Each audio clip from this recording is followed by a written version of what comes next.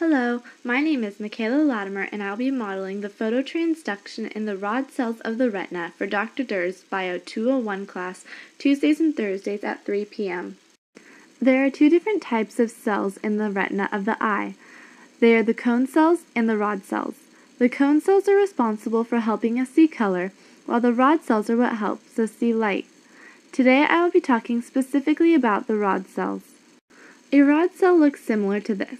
The lines at the top are called discs, then in the middle is the nucleus, and the synaptic ending is at the bottom.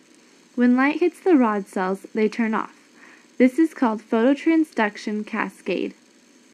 Here is a zoomed-in version of a disc.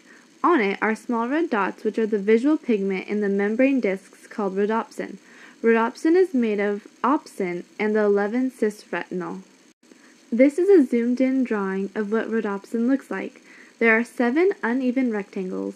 Inside of each rhodopsin is retinol, which is the calcium ion. When light hits the retinol, it causes the sodium-calcium-potassium exchange pump to open.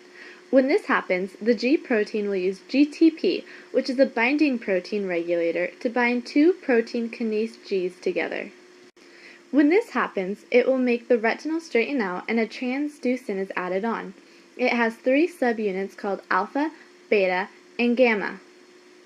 The alpha subunit will detach itself and enter the rod cell, attaching itself to phosphodiesterase, or PDE, which will activate it. Phosphodiesterase helps in balancing the concentration of cGMP and GMP.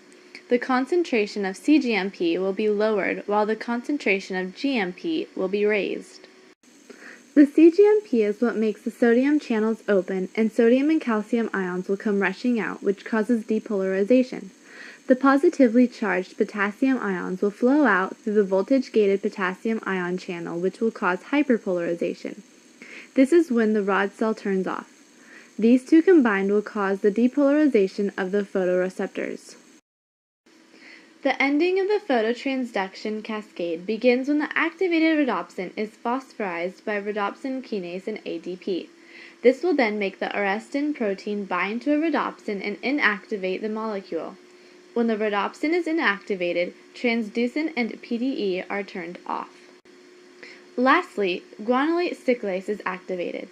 This reopens cyclic GMP channels and restores their levels. Sodium and calcium are now able to flow back in.